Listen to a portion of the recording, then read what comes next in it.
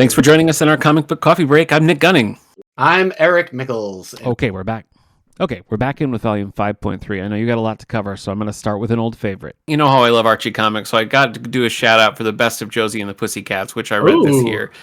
Tons of fun. It was like a massive collection. They had like Josie, like pre-Pussycats, all the way through like more recent stuff, and that was really fun. I love these huge collections that Archie's putting out. Mm-hmm. A lot of them are available digitally on Hoopla or Libby or something like that, and I've read a couple this year.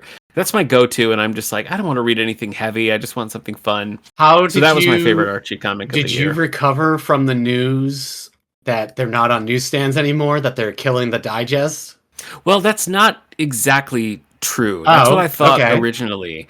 But basically, rather than having series, they're doing more like Halloween, and then Christmas, and then winter, and then spring break. So it's basically just one line of Archie comics now, but the digests are still around. It's just they're not doing like Betty and Veronica digest number 697. It's just sort of like a series. I think they're doing like maybe 12 a year or something like that, and that's it. So, well, I was worried for you. That was one of those things that they announced, and I'm like, oh no, but what about Nick? You fools! I remember I was in the grocery store. I was in a Wegmans, and there was like a Betty and Veronica double digest, and I was like, "That's probably the last one. Like that's probably the last of the classics." So I bought it. But I enjoyed it. Like I got the Halloween one. I read the Christmas one. My wife in my stocking put like the Winter Spectacular. So still plenty of Archie comics in my life. Yeah. Couple other standouts for me. I'll just do a couple, and then I'll let you do a couple. I read Dune: Tales of Arrakeen by Brian Herbert and Kevin J. Anderson, with art by Jacob Procalbo and Adam Gorham. This was pretty fun. Is this an older one? It's a little older. It's not, I found it in a thrift store, actually, in perfect condition, and I was like, oh, cool. So I've read a decent amount of these Dune comics, and this was pretty solid. Great art. Just a fun Dune story. The one that I was most excited about was Battle Beast by Robert Kirkman and Ryan Ottley. This is it's in ongoing? The Invincible world. Right. It is ongoing, I've heard people talking about this a lot. Yeah. The first volume is out, and, you know, he's basically just a gladiator, you know, going from place to place and, like, being a battle beast. And he gets stuck on this shift that's adrift, and the sentient computer who's sort of running the ship is pretending to work with him, but is actually trying to kill him. And there was like a prince from this world who they thought was dead is still alive, but he needs like an android body and stuff. So it's kind of the three of them. And the prince is trying to get back home, and he's trying to tell the battle beast, hey, if you want to battle, you'll never be able to beat this guy. So just take me home and that'll be fine. And so it's just a cool, like there's just the main three characters in there. Yeah. And they're all kind of like trying to work the others. You know, they're basically trying to manipulate Battle Beast to get what they want, and he's just kind of like a killing machine. Mm-hmm. And of course, you know, relationships start to build and everything. It was cool. I really liked it. Only 6 issues are available for me to read right now, but I'm excited to follow that world. Invincible had a tiny little cameo, and that was it. Yeah, is something else happening in the Invisible verse right now, too? I don't know. I hope so. I like that verse. I thought there was, maybe it's just Battle Beast that I've been seeing, but I thought there was like another mini-series or ongoing that might be happening. I mean, I know the show is reintroducing people to it. Yeah. Give me a couple of yours. Yeah, so back in May, that's when I figured out. It must have been reading some of the Chip Zdarsky and coming off that Greg Pak Darth Vader, where I was like, do I even like comics anymore? Right. And the website that's been around forever, Comic Book Beat, I was reading some of their stuff. They've been writing reviews. They do weekly reviews on, you know, Marvel, and then on DC, and then on the non-Big 2 stuff. And so they also do an end of the year thing. And so I just used their end of the year for like 2018 until now, going through looking at comics that I wanted to read. And so I just was using Hoopla and Libby, using my library card to read a whole bunch of comics that were more creator driven. And basically I wanted to read comics, or I wanted to be reminded why I like comics and not just superhero comics. I wanted to like prove that like right now I was struggling with the genre, not the medium, and it worked. So, you know, some of them are older. I also used Global Comics, which if you pay the like if you get their subscription, you can read a lot of stuff, but also a lot of it is still behind having to pay for the issues. Okay. So like they've just added Marvel, but you're going to have to pay for that. So if you have like, or if you pay for digital issues of comics, like the $4 or $5, however much they cost, then Global Comics could also work for you. But okay. I read 8 Billion Genies by Charles Soule. Oh, okay. Yeah, I've read a bunch of this Basically, stuff. Yeah. everybody on Earth gets a genie, and it's just pure chaos until the last genie is still left. Okay. So it's 8 issues. You see the crazy world happening with genies. I really liked it, and I feel like I've liked it more as time has gone on. And I'm a little bummed because they released a deluxe edition of it, and it sold out almost instantly. So I need to wait until it gets reprinted. But I was like, yeah, I think I would get this. Okay. I've been thinking more, like I recently got a copy of Pride of Baghdad by Brian K. Vaughan to add to the collection. Right. So Yeah. I don't know. I'm curating my collection with the standalone stories that I like, and I would also what I own is usually like, will I reread this? Like, do I love it enough I want to reread it? And do I like it enough I would want to recommend it and lend it to somebody? So I tend not to be a completist when I'm buying hardcovers and stuff. But 8 Billion Genies, I recommend. I used to try to come up with comics for people who don't like superheroes, and a lot of times it was it was Vertigo titles. But coming off it now, I really feel like I have a better list. Stray. I tried to recommend Stray Dogs, and Feral to lots of people, and I can't seem to get people to want to read them. It's by Tony Fleets and Tricia Forstner. And so the art basically looks like the era of Disney of like Oliver and Company or The Great Mouse Detective. Like all the dogs are drawn like it's like Oliver and Company. And so, but Tony Fleets is writing horror. So Stray Dogs is basically Silence of the Lambs, but from all these dogs' perspective. So but the art stays that cartoony Disney vibe. So it's the juxtaposition there. It's that's very weird. What if the cast of Oliver and Company realized their owner was actually Buffalo Bill, and then what do they do? And but it's funny because the way he writes the dogs is the dogs can really only focus on what they're focusing on at the time. They have a hard time with long-term memory. So a lot of them are like, yeah, we've always lived here. And some of the dogs are like, no, I do remember having an owner before this. And so like trying to solve a mystery when you can't always remember that you're solving a mystery is funny and very dog-like. Feral is a weird premise. Feral, same art style, but it's about cats, and it's kind of a zombie story from the cats thing in that it's a bunch of cats that get stuck in the woods during an intense outbreak of an intense rabies virus. And so it's basically, The Walking Dead, but with cats. Right. And so these cats are trying to... Yeah. And so the cats are trying to survive, and the cats are more focused, but they are still cats. So at one time they get into a house and they all get distracted because a TV's on and it's birds. And some of the cats are like, no, that's one of those stupid fake window things. They're like, no, I think this is really birds. And, they're trying to open doorknobs and like, why are you doing that? It's like, I want to. So, it's funny, but you also have to be able to read a book where cartoon cats sometimes get the rabies and then become zombies. Jeez. Okay. And you're having a hard time getting people to read it. Weird. I know! It's so frustrating. And then it's called Beneath the Trees Where Nobody Sees. And it's kind of like, what if in the very busy world of Richard Scarry, there was also a bear lady who was killing people? So what if there was a serial killer in the Richard Scarry world? I picked this up. This one either a Harvey or an Eisner. I can't remember which. Yeah. But I did pick that up, and I started, and I was like, this is bizarre, so I didn't go the distance. It's gruesome, too. Like, that When we It looked first like it. see what the serial killer does to her victim in the first issue, it's like, yikes! Her name's Samantha. She's a bear. She's a serial killer. So she's in a small town, but she goes to the city to kill. But now somebody is killing people in her small town. So I guess that's kind of Okay. like Dexter, having never watched Dexter. But also, Okay. I never use Hoopla to check out individual issues because I only have 6 a Oh month. yeah. But the sequel Right. series, Rites of Spring, Beneath the Trees Where Nobody Sees, Rites of Spring, I have been using to check this series out monthly. Wow.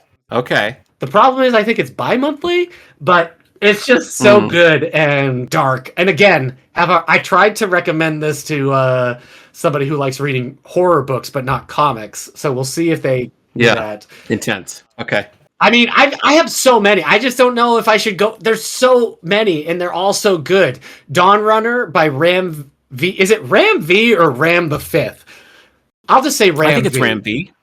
Yeah. Dawn Runner. It's a sci-fi. Like if you're a fan of Neon Genesis Evangelion and other trippy sci-fi kind of concepts, it's gorgeous. Evan Cagle and David Stewart on the art. I didn't realize it was a standalone miniseries. I thought it was like an ongoing. So like reading the first issue or two, I was like, come on, all this. And then I get to the last one. I'm like, oh, no, we're just doing it all in one. And so it really upped my enjoyment of it, knowing I wasn't like connecting to a 40 issue sci-fi series. Mm-hmm. Gorgeous. I don't know if I find this in the wild in like a really nice premiere edition. I might add it just because it's so good. But yeah, if you like giant mecha stuff, but you prefer your mecha stuff in the style of Evangelion, Dawn Runner by Ram V is great. Dawn Runner. Okay. 20th Century Men by Denise Camp and S. Morian. Also kind of mecha stuff. I guess if you are familiar with what is happening in the Middle East during this time frame, I want to say it's the 80s. I didn't get it, but I liked it. Okay. And I feel like if you understand more of what's going on with the Soviet Union and Afghanistan and America at this time, this probably makes more sense in its alternate historyness, but I don't. And so I left it being like, oh, geez, do I need to learn more about what was going on at this time? Maybe you do. But I liked it, and it looked great. I read one that I think it, again, I don't remember if it was Harvey or Eisner, but it's called Plain Jane and the Mermaid. It's by Vera Brosgil. Have you come across this at all? Mm-mm. It's pretty good. It's about this, I don't know, she probably 14, 15, and her parents die. Oh, yes. And her cousin is going to inherit her whole estate and everything because women can't own property. And so there's this guy that she sort of knows in the village and just thinks he's like hot. And she's like, well, if I just get this guy to marry me, then we can keep the house and everything. But he gets lured into the ocean by a hot mermaid. Sure. And so she's like, well, frick. Now I'm going to get thrown out of my house. So she goes into the ocean to rescue him from the hot mermaid so that they, it's a whole thing. And it was just really good. I really liked the art. I really liked the story. It was all very atypical. And I thought it was a real standout. Is this YA? It looks YA. Yeah. I keep meaning to read it. Cassandra Callan's The New Girl. I think it's middle school. Oh, with Zooey Deschanel? No. Oh, okay, but it sounds really good. It won a bunch of awards, possibly also the Eisner for young adult or middle school. So gotcha. I keep meaning to read it. So I need to do that. It's been on my list. This could be your time. Joseph Smith and the Mormons, a graphic biography by Noah Van Sciver. That would be graphic. Not for nothing, I also read American Cult. It's a collection of, here it is. It's a collection. The editor is Robin Chapman, but it's a bunch of different people telling stories of different cults that happen in America. Okay. And it's just like, wow, we love cults in this country. There's some stuff. There's some history there for sure. I read Drafted, an illustrated memoir of a veteran's service during war in Vietnam by Richard Parker, where he never actually sees combat, and it's just kind of about the weirdness that can happen to you in the military. Thanks to you, I read Attaboy by Tony McMillan, because you ended up getting it for me to read on Libby. Libby, yeah. Kind of a Mega Man, but it's kind of about the emotions we feel about parents and childhood. Oh boy. So this game, Hakim's Odyssey by Fabian Tolme. You know, if you like stuff like Persephone and Mouse. Persepolis. Yeah. Yeah, Persepolis, thank you. It's really good. It's very educational, but entertaining. It's a story of a refugee just making his way in the world. I read the first volume. I need to read the other two. Okay. The Naphthy by John Lees is a weird horror. Some kids are trying to make a horror movie, and maybe those things are coming out. It's kind of like a coming of age thing. It's weird. It's interesting. Did you hear what Eddie Gein did by Harold Schechner? You know, Eddie Gein being the inspiration for like Psycho and Right. Silence of the Lamb. So if you can handle that, if you're into serial killers and you can handle that stuff in a graphic novel form, nope, you might like it. World Without End, if you can handle an illustrated guide to the climate crisis by Christopher Blaine and just coming out of it, you know. There's a lot of downers that you're throwing my way. I read this one and then I had to just like lie under my desk for a while. You know, I could have told you that. It's one of those like can't sleep, climate crisis will eat me moments. Right. I don't even know if I want to talk about Mark Millar. I read some of his stuff and his newer stuff lately, and I'm like, I'm done. After reading his Nemesis, Rogues Gallery, I'm like, I'm done. I used to try to defend. I used to have the problem where I would feel like I had to defend Mark Millar, and now I don't feel like I have that problem anymore. Yeah. So like Prodigy, Slaves of Mars. Apparently, I skipped the second volume, didn't even miss a beat. His thing where he writes. That's not a good thing. He writes. Not a good sign. He seems to have a pet concept where the character is the smartest and best in the world, but then he has to write problems for them, and you're like, oh, this character's stupid, actually. I read the Magic Order Volume 5, which probably benefited from me not knowing it was the last volume. Okay. Because I would have held it up to a higher standard.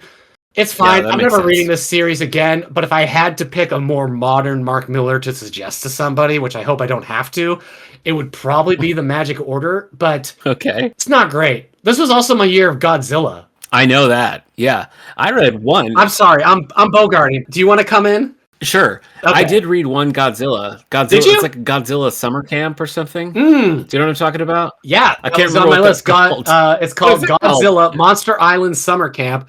And it's about a bunch of kids that meet Milla. Of all the Godzilla monsters they could meet. Yeah. I thought that was pretty fun. They meet Milla, who's the son of Godzilla. And they just meet him and they find out that the summer camp is dealing with people who are trying to frack nearby. And it's disrupting Godzilla monsters. Chaos. And then Godzilla shows up. Yeah. It's cute. It's geared towards kid, but I think it's a fun book to give to kids. That was one of the goofier things I read. Yeah, it has a point of view, and it's just a fun use of Godzilla stuff.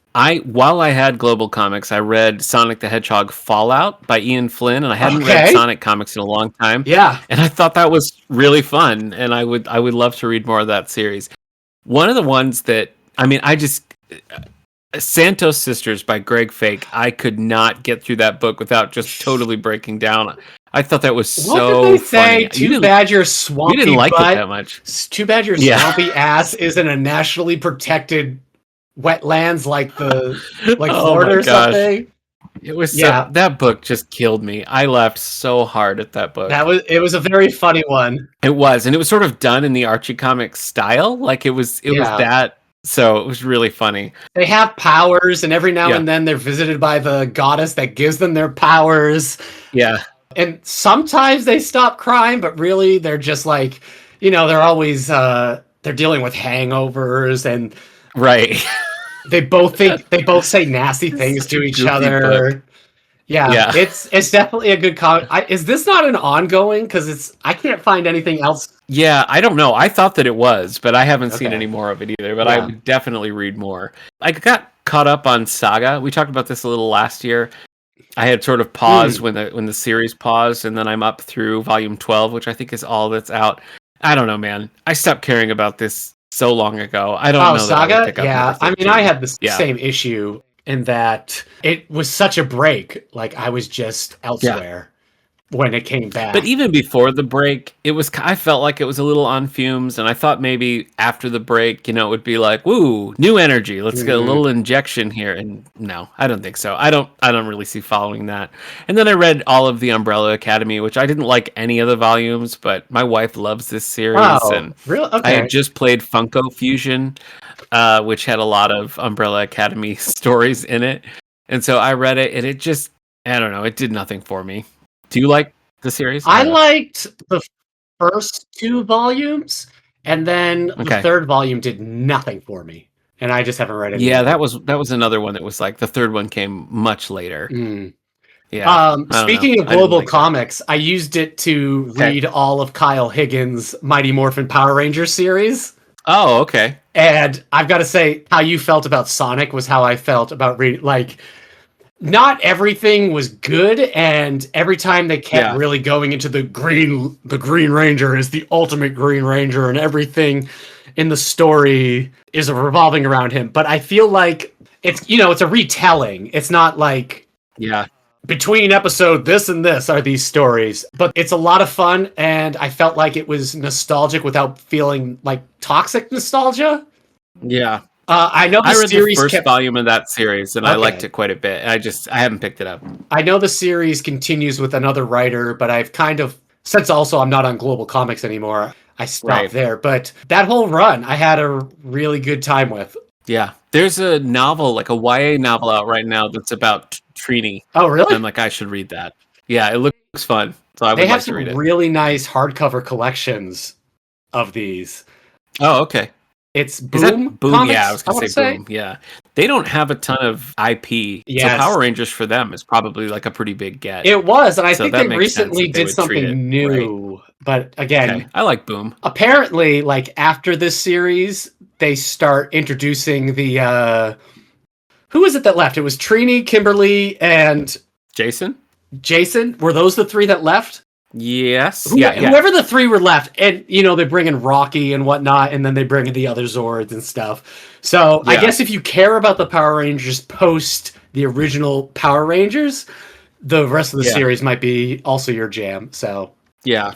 I read a bunch of classic Battlestar Galactica comics. oh, really? Like the original 80s series kind of stuff? Yeah, I watched a bunch of the show years ago, and then I picked it up again, and we've been watching it pretty regularly, and I'm enjoying it a lot more. Boys Starbuck.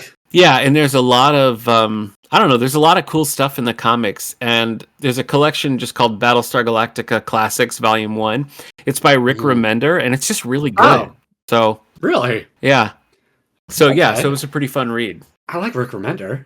Do I like Yeah. him enough to read classic Battlestar? This is where like Baltazar is like in a robe, right? Yes. Yeah. Yeah. He's in a robe and he's kind of like a philosopher. Yeah. Yeah. But you like the Remender stuff? I did. Yeah, Okay. I've enjoyed all the classic Battlestar that I read, but I thought that Remender run in the beginning it felt the most like it stayed true to the series, but it had like an edge to it that the series kind of lacks. The series is a little bit more optimistic, but it's like they're the premise is that they're the last of mankind and they're trying to find Earth and everything. So it's kind of a bleak story, and I felt like Remender tapped into that a little better than some of the other authors, and in some ways went more deeply into that element of it than I think the original show ever did. But yeah, that was a lot of fun. This year, you also read something from Ghost Machine, Did I? didn't you? The family one, Futuristics. Oh, the Rocket Fellers? Yeah, the Rocket Fellas. Is that what you mean? Yes. Yeah, I did read that. I started By Peter J. Tomasi. Yeah, I read Geiger Volume 1, Junkyard Joe, and Redcoat Volume 1. I might have even read Redcoat Volume 2, I think, by Jeff Johns and, different artists. Gary Frank on Geiger and Junkyard Joe, but Brian Hitch on Redcoat. I don't know. What did you think of the Rockefellers? Rockefellers, I mean, the art was cool. I really liked the premise. When they put together the pieces, like I think I like the idea more than I like the actual story. You know what I mean? So I wasn't super compelled to continue it, but I enjoyed what I read. I don't know if I've ever really enjoyed any Tomasi, honestly. But yeah, I gave this a go because it's Jeff Johns' creator-own imprint. But the Okay. problem is, like, Geiger and Junkyard Joe and Redcoat, and then all their other stuff, the Immortal Man or whatever those stuff are, they're all in the same universe. And he's trying Okay. to like connecting them and having them meet. And that's where I'm like, no, I'm not interested in that. So I feel like I'm most interested in Redcoat, and that's mainly because Brian Hitch is on the art. So if you took Brian Hitch Okay. off that, I probably would not care. I just feel like Okay. Jeff Johns' strength was writing in a continuity-rich universe, and the New 52 Yeah. really hammered home that when he has to work in new continuity, he's less adept. And I feel like that Yeah, carries I on think even that's to a his fair own assessment. stuff. So like here he is having to world build, and I'm like, oh, buddy. But you know, give him that post-crisis pre-New 52 DC universe, and he killed it. Yeah. Put him in a place where he has to build the world from scratch, and just not his strength. Not so much, huh? Yeah. Yeah. Well, that's too bad. Yeah. Is that it? Is that your list? No. Oh gosh, then hit me. Let's do it. I read all of Copra by Michael Fife, and I Okay. feel like I brought this up before on Comic Book Coffee Break, where I tried to read it and I just had no idea what Copra was. Like I was looking for something to fill the Suicide Squad gap, and everybody was like, "Yeah, read this. It's Right. like John Ostrom and his run," and I was like, "I don't get it." Reading the first, maybe even just the first issue, so I went back, and part of the problem is it opens media res, or media ray. How am I supposed to say that? It opens in the middle of Res the is action. fine. Sure. Yeah, And, in the middle. And that helped. But when you read it, and you're like, okay, it's basically like that original Suicide Squad run, but its own thing. I really don't know how Michael Fife got away with the character designs and not hearing a lawyer, because like instead of Floyd Lawton as Deadshot, you have Lloyd. Yeah. And he is Ooh. basically the exact same design as Deadshot. You know, you have somebody people call Boomer here, and he's not exactly Captain Boomerang, but he is. Huh. Right. Yeah. There is a lot of like, this is this person. But it's 7 volumes total. It's 50 issues. He just ended it with the death of Copra. And I loved it. And I hope it's completely creator owned. I think he had Image Comics publishing his stuff for a while, but he apparently also likes just mailing them by hand. Okay. So I don't know. I'm hoping for a nice oversized collection of this series because it's very standalone. His art is like pastel, charcoal-y, colored pencil kind of stuff. Okay. So if that style is make or break for you, that will affect whether you want to keep reading. But I Yeah. really got into it. Okay. I said my year of Godzilla because they also put out Godzilla's Right. Monsterpiece Theater. The Muppets did something similar. This is Jay Gatsby, Sherlock Holmes, the guy from The Time Machine trying to stop Godzilla. And it also becomes teaming up with like the Universal Monsters. so much. The problem with Godzilla Masterpiece Theater, and the problem with any Godzilla comic, is if you read too many of them all at once, like I did, because I also read Godzilla the Half-Century War, it's all like, here we go, we finally figured out the ultimate weapon that will destroy Godzilla, and then they use it and Godzilla's fine. You just kind of realize, like, oh, there's nothing... It's very repetitive. So you have to Right. come up with crazy ideas like Monsterpiece Theater or the Half-Century War, Godzilla in Hell, and that kind of stuff. But I wanted to bring it up because they put out a deluxe hardcover version of James Ooh. Stokoe's, I hope I'm saying that right, his Godzilla stuff, which is the Half-Century War and Godzilla in Hell. Okay. And they put them together in a really cool hardcover, and I bought myself a copy because Godzilla in Ooh. Hell is basically as heavy metal as you can get with Godzilla. I mean, it's an artist jam, but it freaking rocks. Yeah. It's just Godzilla slowly working his way through Hell. Hell being like, now you're in Hell, buddy, and Godzilla being like, oh, I think you forgot I'm Godzilla. And then, you know, doing his stuff. There's like really no conversations outside of like every now and then you hear somebody say like, you fought the fight, but you have now ended. And like he gets down to bones, but then he comes back as a pile of the hell bats that just attacked him. And, you know, does he break out of hell? Maybe. And Godzilla Half-Century War just follows somebody from 1954 into the present.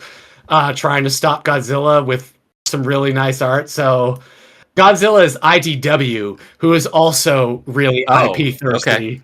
So Right. they definitely put out a lot of Godzilla stuff, but they put out a lot of good Yeah. stuff. So real quick, Kill All Immortals by Zach Kaplan, Blue Book by James Tinian IV. It kind of just a Mhm. quick historical view of real life people who said they got abducted by aliens, published on Substack Oh, because I guess Substack is apparently okay, even though it's garbage. We Killed Giants, World Tree. yeah. I only read the You first went on a volume. journey this year. I Jeez. didn't love World Tree by James Tinian.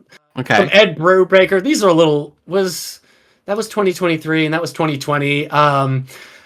And the Fade Out was 2016. Where the Body Was, Pulp, and the Fade Out by Ed Brubaker and Sean Phillips.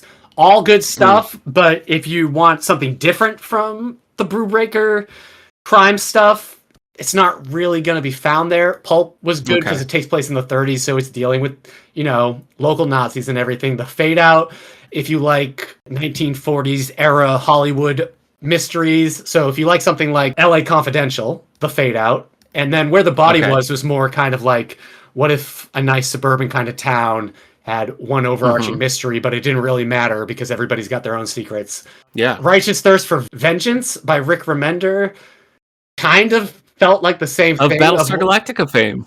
Yeah, kind of felt like the same thing as what Ed Brubaker does. It's a little different. Okay. Like It's criminal kinda, and stuff. yeah, it's kind of Hitman-y, but it's trying to stay a little bit gritty. It's good.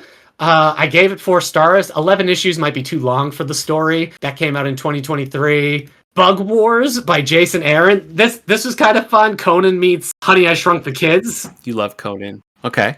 Yeah, if you want to read about a kid that accidentally gets shrunk to the size of a bug, but turns out bugs have a lot of different civilizations that are all at war with each other, and he's a Oh. little bit stronger. So, if he has a pet like Rhino Beetle, so he rides that into battle. It was only 6 issues. It's not a standalone like I thought. I said DC Comics killed it this year. So did Image, because a lot of this stuff, like Bug Wars and Mhm. Lost Fantasy and stuff, they were also selling out like crazy. And it's funny because Jason Aaron did write some Conan the Barbarian, and now it's Titan Comics is doing a Conan the Barbarian series with Jim Zub that started Oh.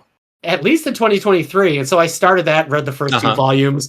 It's more old school pulpy. It does Okay. kind of make me just want to reread the Kurt Busiek, Carrie Cord stuff, but it's very good. Lost Fantasy by Kurt Pyers. I want to say something nice about it, but here's the thing. I've checked it out twice on Hoopla. And I recently was like, did I rate this on Goodreads? I'm not even sure I finished it. I could not remember if I Oh, jeez. finished it or not. So I checked it out one more time. I'm going to review it, but that doesn't make me think What a mess. it's monster hunters in the real world. I've read it. I wanted to read it because it's Image and creator owned and it's a person with a big sword, but I don't think I loved it. Mhm. And last thing, because it's also Image Comics, was I haven't finished it. I've read the first 2 or 3 volumes of Daniel Warren Johnson's Transformer series. And I am not like a Oh. Transformer person. My knowledge Yeah. is based off of what the internet tells me, those Michael Bay movies, and now this comic. Right. Okay. I know that a lot of what I like about this comic is Daniel Warren Johnson's art. He was the same one who did Wonder Woman Dead Earth. Okay. So I just seem to really, really like that art. I guess so. The Transformers stuff has been fun. I only read one Transformers thing this year. It was Transformers Worst Bot Ever Meet Ballpoint by Brian Smitty Smith. Okay. And it was like a tiny little Transformer who was just sort of like the worst. And it was more humor than anything else. And it was just a strange. It was just strange. It was sort of like, have you ever seen or read anything that's Transformers Bots? No. That's another. My son liked that for a while, and it was just this niche corner of the Transformers world where they try to go sort of slapsticky. It was a weird read. It was a weird Okay. read. Well, this is part of the new Energon universe because Yeah, I started that. IDW lost. I don't know if they've lost the Transformers and GI Joe license went over to Image, and so all the GI Joe and Transformer lore that had been going on, like the Turtles books, has Right. it's restarted. It's doing a new universe here.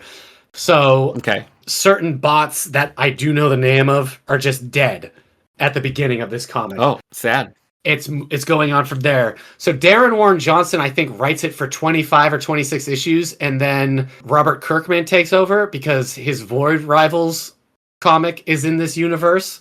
Mm-hmm. Joshua Williams has been writing the G.I. Joe series and other stuff. So Robert Kirkman now takes over. I haven't read anything else but this main Transformers series, so I haven't read G.I. Joe, Cobra Commander, Duke, Scarlet, but people seem to be loving this universe. They also brought Larry Hama back to write the G.I. Joe series like he never stopped writing the one that he wrote in the 80s and early 90s. Oh, that's crazy. So that's just G.I. Joe Real American Heroes, I think. Mm-hmm. Okay. Anyway, it seems like a good time to be this fan as well. So again, I'm not really a Transformer fan because I did not watch any of that 80s cartoon, but I was liking this comic. So I'm just waiting for more volumes to show up on Hoopla. Didn't you read something in this universe, but you didn't like it? Was it G.I. Joe? I read Void Rivals and I read Duke. I read the first Transformers. Oh, okay. I did like it, but I like trying to track it as it was when it was one volume at a time was so confusing and convoluted that I was like, I'll just wait until more of it is out, and then I didn't do anything. That's part of it. I mean, again, I haven't read the other stuff. I don't feel like I've missed anything. Yeah. I don't know if that. Okay. It seems like G.I. Joe is forming because of the Transformers showing up. I could be wrong. Yeah. I can't speak for that side, but just this one comic, I've really liked it. Okay. I always like those worlds, but they are sort of impenetrable, I feel like. Yeah. So, maybe this new thing is going to be the thing that does it. Yeah. So that's that. I've got a lot more Image creator-owned stuff to read on Hoopla. The problem is because Image is just the publisher. Right. Like if you want to read Ice Cream Man, I did kind of want to read that, actually. That is weird, man. I mean, it's very Stephen King-ish, but it's an anthology series, and I spent a lot of time not fully getting it and not caring for it. Same thing happened when I read Assorted Crisis Events. I'm like, oh, okay, this is anthology, but it's not necessarily what I want either. So maybe I'm just not an anthology fan. Maybe you're not. I guess I just mean like app-wise. If you're somebody who can pay for like a subscription or something, and then also buy individual issues, then Image Comics and Boom and all that stuff, that's fine. But I don't really have the money to be spending. Like, I need the buffet setup that is the Marvel or DC. And unfortunately, with Image, I mean, not unfortunately for the creators, but like the creators get to decide, this book can be on there. So sometimes you pay for something like Global Comics and you get volume 1, but then you have to pay for the rest, which again, I'm not critiquing that payment system. I'm just saying I can get away with spending $80 a year to read all of DC as opposed to spending $80 a year and then $15, $20, $25, $30 a week on individual issues. So and no, that makes sense. Comic books, unfortunately, especially in 2026, going in, they're like the worst value for money when it comes to entertainment because you're spending $5, or at least if you're spending $5 on Spider-Man right now, like that's 22 pages of something that you could probably read in 5 minutes. I just don't know if that's the best place for money at all. If it was, I do. If we were in the iTunes situation where every issue is 99 cents, I'd probably be spending $20 a week without even meaning to. But I can't do it right now. And Marvel app has no option like the DC app to stay more up to date. You're stuck at the 6 months. And so that's kind of a bummer. Yeah. Because the FOMO's real. I get FOMO with comics. I felt it with Absolute for sure. Yeah. With the Batman and Robin year one, and the other series I'm planning to read, Batman Dark Patterns. I was like, oh, I want to read these, but I'll be 6 months behind. Yeah. A month behind isn't so bad. I mean, I have to wait that long anyways for Hoopla with trades. Mm-hmm. It's weird to read issues monthly again, though, with that option. Yeah. I've been tempted to do that a couple of times and I haven't, but I could, there's a couple of series where I'm like, yeah, maybe it's worth to check out, or maybe it's worth, just purchasing the digital so that I can stay up to date with it. But I have felt the Absolute books to be fun to read monthly. That feels very old school. Anyways, this was the year I just could not find any joy in reading new Marvel comics, but DC was really FOMOing me, and Image Comics and all that other stuff was making me go like, oh, right, there's a lot of cool other stuff happening over there. Yeah, no, I hear you. And like the monthly cost is a lot. That's why, I harken back to the days of the quarter bin. Mm-hmm. Are you ready for my quarter bin selection? Me! Every year I forget and he gets me. Here we go. My quarter bin selection here, Eric, is Star Trek number 19 from DC Comics back in May of 1991. It's called Once a Hero. This was written by the late, great Peter David, who we lost in May of 2025. Yeah. With art by Gordon Purcell. Yeah, that was the worst. That was a big loss. Bad. Yeah. For sure. This one is special because it is one that I've had in my collection for a long time that I did pull out of a quarter bin. And it is one I took to Nickel City Con this year to meet Walter Koenig, one of the last surviving members of the original crew. Because he was the youngest? He was the youngest, yeah. And he posted on Twitter, he was like, come meet me before I die. And I was like, well, I mean, I guess those are wise words. So I pulled this out of my collection because Chekhov is on the cover. And it's the whole crew on the cover. They're sort of in a line, right. And you see the Enterprise. And so I took it up there, and he kind of was like, oh, there's Chekhov. And he signed like right above Chekhov's head, which was pretty cool. I want to ask you real quick. Would you say... Go ahead. Peter David, for Star Trek, would he be like the Timothy Zahn of Star Trek? Like the name that you think... Yeah. I don't know if that's true anymore for Zahn, probably. Especially... Or the guy... Oh, boy... LaRocca? Who's the guy that like writes all the Dungeons and Dragons? You know what I mean? Oh, I don't know. The Dritz author. No, I don't. Okay, I don't know.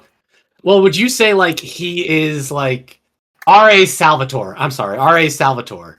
Okay. Who writes all the D&D stuff? Would you say that's what Peter David was to Star Trek, or is there another name that's written as many? I don't think so. I mean, Chris Claremont did some early Star Treks, especially like original series and stuff. So there was a lot of those. But no, I think for the comics, Peter David probably is the go-to. It's, lately it's been more like Mike Johnson has done a lot of them. But in this era, the 90s, Peter David all the way. Okay, so this was a comic. Yeah, this is kind of a classic Peter David story. It's a one-off. It's not connected to anything. Right. Kirk is struggling with the death of a crewman. It just happened on an away mission. His name was Crewman Lee. Oh no! And he goes to Chekhov, and Chekhov was this person's commander because he was a security guard, and Chekhov is on security at this point. So they talk about the loss, and Chekhov, is feeling it, but he sort of admits to Kirk, like, he was assigned to me. I didn't really know him well personally, so they're both kind of like, eek. So Kirk goes down to the security barracks. He wants to learn a little bit more about this guy, and they say the same thing. They were like, he was private. He kept to himself. If he was having a problem, he probably would have come to us, but we don't really have much to add here.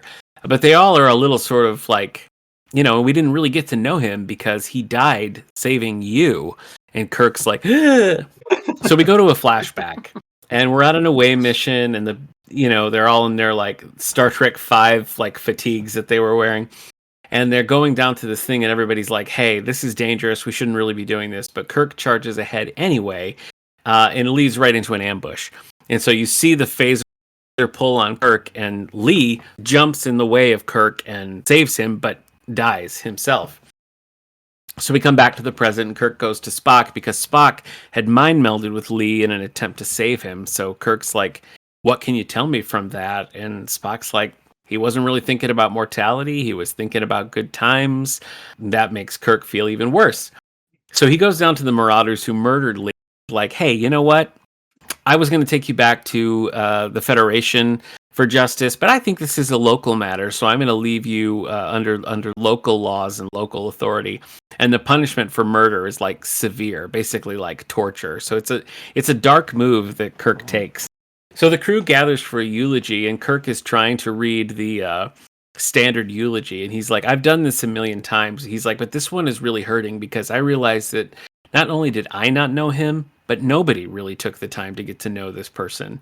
And this is an officer that traded his life for Kirk's. And so everybody is like, "Ee." So it's like a real wake up call.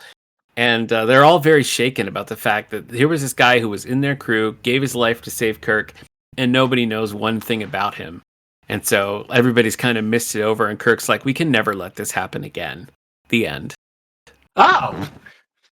So Yeah. it's not, there's no that's it. twist that this was like Q or something being like, it was me. Okay. No, it's just sort of a It was cautionary just tale about know like, your soldiers. yeah, exactly. Which to me, I mean, it was just one issue, but a very deep kind of comic, which is what you'd expect from Peter David. And now I have it signed by Walter Koenig, so I got to hang it Okay. with the one that I have signed by George Takei from back in the day. Are you That's going to read it? This reminds me of it. Are you going to read that Star Trek miniseries that recently came out called Red Shirts?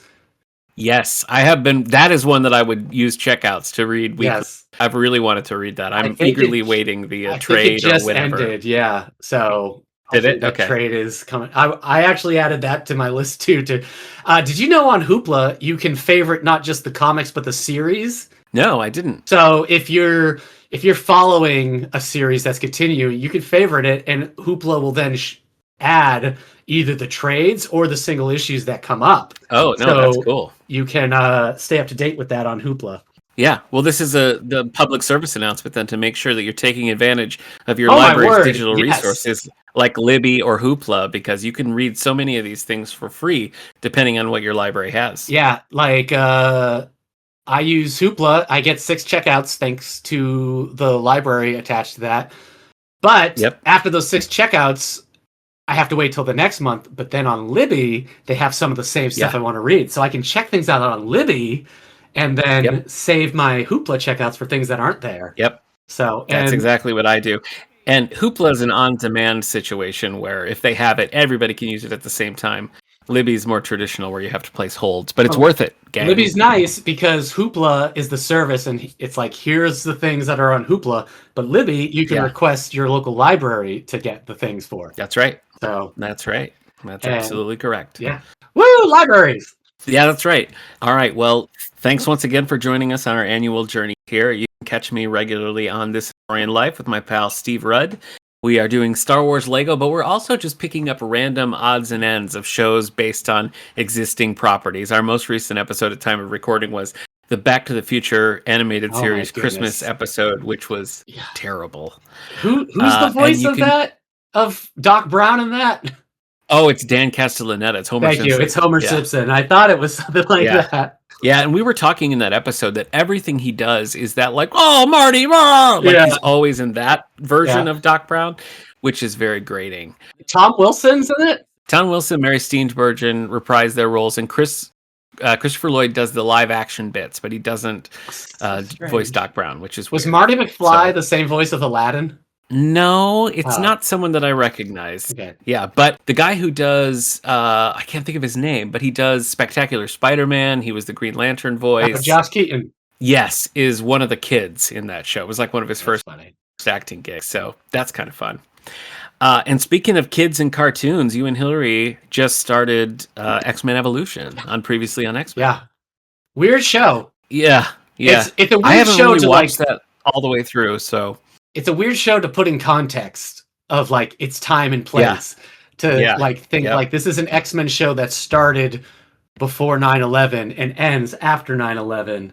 And it's, an Mhm. X-Men show that's happening right before Grant Morrison takes over. yeah. But also it continues and it's the first time Laura Kinney shows up as X-23 and she's integrated Oh, into wow. the comics. Wow. So Okay. it's just a weird show, and it's like right after the movie but before the second movie. But like, Yep. it's not like the first movie is like the kids' movie of the summer. Yeah. Just a strange beast. Yep. The Beast. I get it. Beast. Okay. Beast. The X-Men character. Yeah. No, I'm looking forward to like watching it along with you guys because I've seen random episodes here and there, but Yeah. I've never really gone the depths on Weird it. So show. Pretty cool. Should we ask if there's anything you're looking forward to reading? I know it's like stuff gets kind of announced as it's coming out, so I don't know. Yeah. I mean, the Captain Kirk one, that one is one that definitely comes to mind because Right. I have been like back when they first announced that, I was really Mhm. intrigued, and then like as I've seen little bits of it, so What that's about the definitely last, at the top of my last list. Starship? I think that's cool. I want to finish the Absolutes. Mhm. Are you going I to wanna read get back to DCKO? the Doctor People are Strange. saying it's weirdly better than you thought it would be. I don't know. There's that, and then there's the Night Terrors one. I'm pretty much Oh, right. at Night Terrors, and I just Well, can't bring everybody's myself to care, saying so that I don't know. DCKO is like, yeah, it's all the DC characters having to fight against each other. It's a dumb premise, but like they're just leaning into like the goofiness and fun of it. So if you want to watch, Okay, well, if you want to watch Lex Luthor have to fight the demon Etrigan, you know, yeah. and also weirdly I'm they've ready had a to lot go of for it. weird crossovers in it. Like they have to train against Sub-Zero from Mortal Kombat, or Samantha, the serial killer bear from Beneath the Trees, where nobody sees. Weird vibes. That's bizarre. I'm Okay. weirdly excited to read this, and it's probably because of Dan Moore's art. But Okay. I don't know. Like they've said what their next thing is called, and I can't like next level or something. We'll see. Okay. Hopefully they can keep I don't know. the excitement going. You know, both Yeah, it Marvel seems and like they're on a high DC, trajectory. both Marvel Yeah. and DC are experts at pulling the rug from under themselves. That's true. They love nothing That's more true. than building hype and then dropping the ball. Yeah. So we'll Yeah. see. That's 100% accurate. And also, yeah, I guess we will. with this whole Netflix might be buying Warner Brothers, which includes oh, the geez. DC Yeah. Comics. Apparently, DC Comics is always attached to the movie thing. So who knows? That's scary. Yeah, I don't like thinking about it. Who knows? Who knows where we'll find ourselves a year So- from now? That's true. All right. That's very true. Yeah. Yep. Well, in case we Yep. don't see each other next year, Nick. Yeah. In case we're in the woods living off cans of beans that we scrounged from abandoned bomb shelters. This is entirely possible. It's always good to Yep. talk comic books. That's right. This has been Comic Book Coffee Break. Goodbye, everybody. Bye.